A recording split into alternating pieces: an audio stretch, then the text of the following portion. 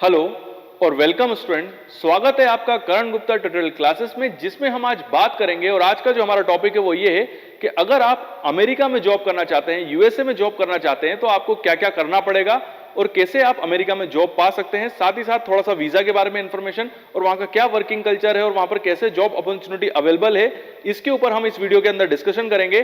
तो चलिए स्टार्ट करते हैं। तो अगर अब बात की जाए अमेरिका में नौकरी की, तो सबसे ज्यादा कमेंट्स बॉक्स में मुझसे क्वेश्चन पूछा गया था कि सर अमेरिका में हम कैसे नौकरी कर सकते हैं। तो आपको पहले एक बात समझनी पड़ेगी कि अमेरिका में अगर आप यहां से पढ़ाई कर लेते हैं पूरी, और अगर आप फिर चाह रहे हैं कि हम अमेरिका में जाके नौकरी कर सकें, तो ये पॉसिबल नहीं है। अधिकतर मतलब 99% चांसेस नहीं है। आपको वहां पर भी कुछ ना कुछ करना पड़ेगा। मतलब कहने का मतलब मेरा ये है कि आपको अमेरिका में भी पढ़ाई करनी पड़ेगी, उसी के बाद आप वहां पर जॉब कर सकते हैं। मतलब यहां से अगर आप कोई बैचलर डिग्री करते हैं तो वहां पर आपको मास्टर्स एमएस करना पड़ेगा और उसी के बाद आपको वहां पर जॉब मिल सकती है। तो एमएस में एडमिशन कैसे मिल सकता है और हम मास्टर्स डिग्री कैसे कर सकते हैं, तो उसके लिए 3 एग्जाम होती हैं, जीआरई, टफेल, आईलेट्स। ये एग्जाम क्या होती है, कैसे होती है और इसका पैटर्न क्या होता है, तो उसके ऊपर मैं पहले ही एक वीडियो बना चुका हूं।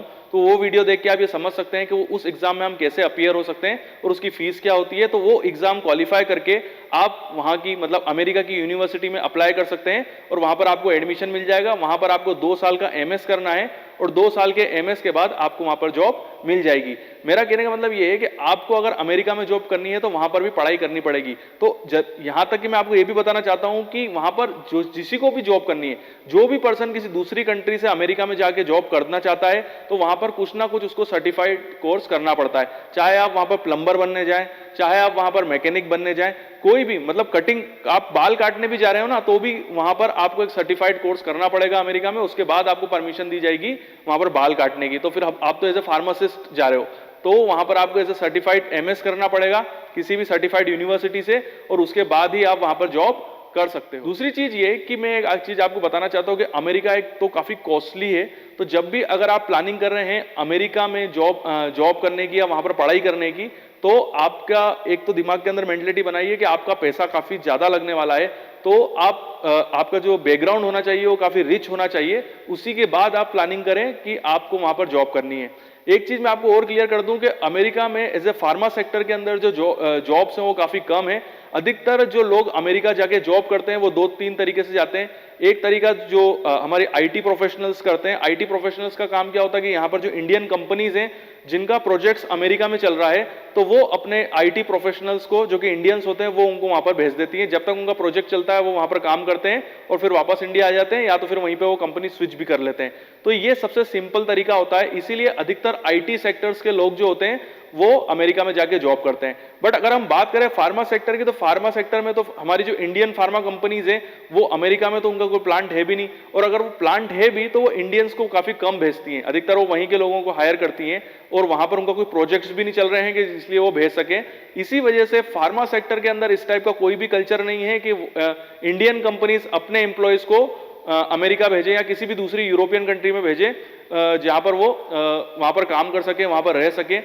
बहुत ही कम कल्चर है, और है भी तो 0.1% होगा, जो बहुत ही गिने चुने लोग होते हैं। जो कि कुछ कंपनी है, सिप्ला है, तो सिप्ला के कुछ प्लांट्स है यूएसए में भी है, नीदरलैंड के अंदर भी है। तो मेरे खुद ऐसे पर्सनल कॉन्टेक्ट्स में कुछ मेरे ऐसे फ्रेंड्स हैं जो अभी फॉरेन गए हैं, बट 0.1% मैं आपको बता रहा हूँ। वहीं आईटी सेक्टर में बोला जाए तो वहां पर रेशो बहुत ज्यादा है। 70 to 80% जो होते हैं वो अमेरिका में जाते हैं और उनके प्रोजेक्ट्स को हैंडल करते हैं। दूसरी चीज ये कि अगर आप अमेरिका में जाके नौकरी करना चाहते हैं तो वहां पर एक बहुत इंपॉर्टेंट पार्ट है, और वो अगर नहीं है आपके साथ में तो आप वहां पर जॉब नौकरी नहीं कर सकते हैं, और वो होता है वहां पर रेफरेंस। अगर वहां पर कोई आपको जानता है, आपका कोई सगा संबंधी है, तो आपको नौकरी मिलने के चांसेस काफी ज्यादा हो जाते हैं, क्योंकि रेफरेंस के थ्रू ही आपको वहां पर जॉब मिल सकता है। तो आपकी रेफरेंसिंग होना बहुत ज्यादा जरूरी है, वहां पर की जान पहचान होना बहुत जरूरी है।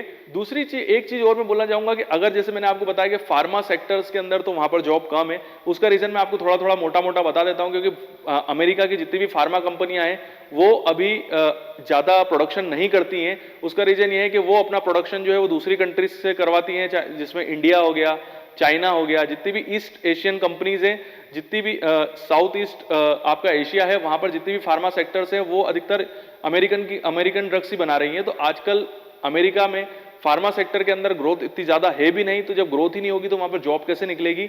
इसी वजह से फार्मा सेक्टर के अंदर काफ़ी कम जॉब होती है। अब क्वेश्चन नहीं उठता कि अगर अब मैं बायो सेक्टर से हूँ तो अमेरिका में किन सेक्टर्स के अंदर सबसे ज़्यादा जॉब है, तो वहाँ पर बायोटेक्नोलॉजी, माइक्रोबायोलॉजी और नैनो टेक्नोलॉजी के ऊपर सबसे ज़्यादा जॉब अवेलेबल है। तो अगर आप बायोटेक्नोलॉजी, माइक्रोबायोलॉजी और नैनो टेक्नोलॉजी से रिलेट करते हैं तो मैं आपको यही बोलूँगा कि आपके पास काफ़ी अच्छे चांसेस हैं अमेरिका में जॉब पाने के। तो अगर आप यहाँ से अपनी बैचलर डिग्री कर लेते हैं और वहाँ पर अगर आप एमएस करेंगे तो आपके चांसेस काफ़ी ब्राइट होंगे अमेरिका में जॉब पाने के। दूसरी चीज ये कि एक रीजन और होता है जहां पर आप अमेरिका में जा सकते हैं और वहां पर जॉब कर सकते हैं, वो होते हैं रिसर्च स्कॉलर्स के रूप में। रिसर्च स्कॉलर्स के रूप में मतलब उसके लिए आपको पीएचडी होना बहुत जरूरी है, और उसमें आप ये करते हैं कि आपका पीएचडी है और आपको पता चलता है कि अमेरिका की जो डिफरेंट यूनिवर्सिटीज हैं उनकी वेबसाइट्स के अंदर वो ये मेंशन करते हैं कि उनके ये प्रोजेक्ट्स चल रहे हैं, उन प्रोजेक्ट्स में आप अप्लाई कर सकते हैं। और उन प्रोजेक्ट्स में अगर आपकी क्वालिफिकेशन उन प्रोजेक्ट्स के लायक है कि उन प्रोजेक्ट्स में आप हेल्प कर सकते हैं, कुछ अपना इनोवेटिव दे सकते हैं, कुछ कंट्रीब्यूशन दे सकते हैं, तो अमेरिकन यूनिवर्सिटीज जो होती हैं वो आपको बुला सकती हैं और अपने प्रोजेक्ट्स करवा सकती हैं। या आप अपना खुद का ऐसा कोई प्रोजेक्ट करना चाहते हैं अमेरिका में रह के और उस यूनिवर्सिटी में रह के, तो वो आप अप्लाई भी कर सकते हैं आप उस यूनिवर्सिटी को। तो उस तरीके से भी वो अमेरिकन यूनिवर्सिटीज जो होंगी वो आपको बुला सकती हैं और वहां पर आप अपना प्रोजेक्ट कर सकते हो। जब तक वो प्रोजेक्ट चलेगा तो वहीं पे आपका रहना, खाना और वो सब अमेरिका में ही होगा। उसके बाद जैसे ही प्रोजेक्ट कंप्लीट हो जाएगा आपको वापस इंडिया भेज दिया जाएगा। जैसे कि मैंने आपको बताया था कि वहां पर आप एज ए स्टूडेंट भी जा सकते हैं और आप एज ए एम्प्लॉय भी जा सकते हैं। तो मैं आपको बताना चाहता हूं कि आप अगर एज ए स्टूडेंट जा रहे हो तो आपको जो वीजा लेना पड़ेगा वो होगा F1 वीजा, और अगर आप एज ए एम्प्लॉय वहां पर काम करने के लिए जा रहे हो तो वहां पर जो वीजा होगा वो होगा H1 वीजा। H1 और F1 फॉर स्टूडेंट और H1 फॉर एम्प्लॉइज। तो F1 वीजा किसके थ्रू मिलेगा, जब आप यूनिवर्सिटी में अप्लाई करेंगे और यूनिवर्सिटी आपको कॉल लेटर भेज देगा, फिर आपको अमेरिकन एम्बेसी के अंदर जाना है, अमेरिकन एम्बेसी में आपको वो एप्लीकेशन देनी है जो आपको अमेरिकन यूनिवर्सिटी से मिली है, उसके बाद आपको F1 वीजा इशू हो जाएगा। साथ ही साथ जो अमेरिकन एम्बेसी होगी वो भी आपको इंटरव्यू लेगी और इंटरव्यू के बेसिस पे ही आपको वीजा मिलेगा। और H1 वीजा जो होता है वो एज ए एम्प्लॉय, मतलब आपको कोई नौकरी मिल गई है अमेरिका से और आप अमेरिका जाना चाहते हो तो फिर आपको अमेरिकन काउंसिल के अंदर वो अप्लाई करना पड़ेगा और वहां से आपको H1 वीजा मिलेगा। एक चीज मैं आपको बताना चाहता हूं कि क्वेश्चन ये भी उठ रहा है कि सर जब हम वहां पर पढ़ाई करेंगे और पढ़ाई हमारी खत्म हो गई तो हमको अगर नौकरी नहीं मिली तो क्या हमको अमेरिका आना पड़ेगा? तो ऐसा नहीं है। अगर आप वहां पर 2 साल का एमएस करते हो, मास्टर्स डिग्री करते हो, तो आपको वहां पर 3 साल मिलेंगे। 3 साल तक आप वहां पर नौकरी ढूंढ सकते हो, और अगर आपको कोई नौकरी मिल जाती है तो वो पर्टिकुलर कंपनी जिसने आपको नौकरी दी है वो फिर आपके H1 वीजा के लिए अप्लाई करेगी और वो फिर आपको H1 वीजा लाके देगी और आपको 3 साल का और रिन्यू, मतलब आपका जो वीजा होगा वो 3 साल और रिन्यू हो जाएगा। मतलब 3 साल तो आपको एमएस के बाद टाइम मिला और 3 साल और, मतलब टोटल 6 साल। ठीक है, तो आप वहां पर फिर तभी रह सकते हो जब आपको नौकरी मिल जाएगी और आपकी कंपनी H1 के लिए अप्लाई करे। तब तक आप F1 में ही रहोगे, मतलब स्टूडेंट वाला वीजा के अंदर ही रहना है और कंपनी अलाउ करेगी। एक चीज और, इसमें कुछ स्पेशल केस भी होते हैं। तो 2 टाइप के वीजा और होते हैं। एक वीजा होता है L1 वीजा और एक होता है O1 वीजा। L1 और O1 ये उन केसेस में मिलते हैं अगर कोई पर्सन जो है वो एक्स्ट्रा ऑर्डिनरी टैलेंट रखता है या कोई एक्स्ट्रा ऑर्डिनरी उसके पास कोई ऐसा स्किल है जिसके लिए उसको अमेरिकन कंपनी के द्वारा बुलाया गया है, तो उस केसेस में जो वीजा आपको मिलेगा वो होगा L1 और O1 वीजा। तो जैसे कि मैंने आपको बताया कि अगर आप अमेरिका की किसी भी यूनिवर्सिटी से मास्टर्स करते हैं तो उसके बाद आपको 3 साल का टाइम मिलता है जहां पर आप जॉब सर्च करते हैं।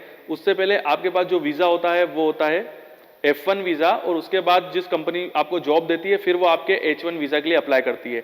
एक चीज और मैं आपको बताना चाहूंगा कि कंपनीज, अब आप ये क्वेश्चन उठता है कि हम जॉब कैसे ढूंढेंगे, तो उसके लिए वहां पर बाकायदा कैंपस आते हैं आपके कॉलेज के अंदर, और कई कॉलेजेस ऐसे होते हैं जहां पर 1 साल में 2 बार या 4 बार ऐसे फेयर्स लगते हैं, कैरियर फेयर। तो कैरियर फेयर नाम से ये जो होता है बेसिकली एक तरह का मेले टाइप का लगता है जहां पर अलग अलग कंपनीज जो है वो अपने एक तरीके से काउंटर्स लगाती हैं और वहां पर आप अपनी एप्लीकेशंस दे सकते हैं और वहीं पर आपको जॉब मिल जाती है। मतलब आपको अमेरिका में कहीं कंपनी में जाके भटकना नहीं है अपना रिज्यूम लेके। आपकी यूनिवर्सिटी के अंदर ही कैरियर फेयर नाम से एक प्रोग्राम होगा जहां पर सारी कंपनीज जो होंगी वो आएंगी और वहीं पे आपको अपने रिज्यूम सेंड करने हैं, वहीं पे आपका इंटरव्यू भी हो जाएगा और आपको जॉब अवेलेबल हो जाएगी। और जैसे ही आपको कंपनी ने जॉब दे दिया तो वो फिर आपके H1 वीजा के लिए अप्लाई कर देगी। ठीक है, आप एज ए रिसर्चर जब आपकी अगर पीएचडी हो गई है और पीएचडी के बाद अगर आप अमेरिका जाना चाहते हो तो आप किसी भी यूनिवर्सिटी के प्रोजेक्ट्स के साथ जुड़ सकते हो या अपना प्रोजेक्ट्स वहाँ अप्लाई कर सकते हो। तो रिसर्चर्स को जो वीजा दिया जाता है वो होता है J1 वीजा। J1 वीजा दूसरी चीज ये कि यहाँ पर आपको दो टाइप के इंटरव्यू फेस करने पड़ते हैं। पहला इंटरव्यू तब जब आप अमेरिका जाते हो तो आपको इंडिया में अमेरिकन काउंसिल जो होती है वो आपका इंटरव्यू लेती है, और दूसरा इंटरव्यू जब आप जॉब के लिए जाते हो तो वहां पर भी आपको इंटरव्यू फेस करना है। तो ये दो इंटरव्यू तो आपको फेस करने ही करने हैं अगर आप अमेरिका में जॉब करना चाहते हो। पहला इंटरव्यू यहाँ पर होगा जो कि आपको वीजा देने से पहले अमेरिकन काउंसिल आपका इंटरव्यू लेगी, और दूसरा इंटरव्यू आपकी कंपनी लेगी। अगर यहाँ पर एक क्वेश्चन और उठता है कि सर अमेरिका में सैलरी कितनी होती है, तो मैं आपको बता दूं कि अमेरिका जो है वो यूनाइटेड स्टेट्स है, मतलब अलग अलग स्टेट से मिलकर बना हुआ है। तो वहां की सरकार ने लोगों की सैलरी, मतलब एक मिनिमम सैलरी जो है वो डिसाइड कर रखी है उन लोगों की जिनकी सैलरी जो है वो बैंक अकाउंट्स में आती है। ठीक है, ध्यान से सुनिएगा, ये उन लोगों की सैलरी है जो बैंक अकाउंट्स में आती है।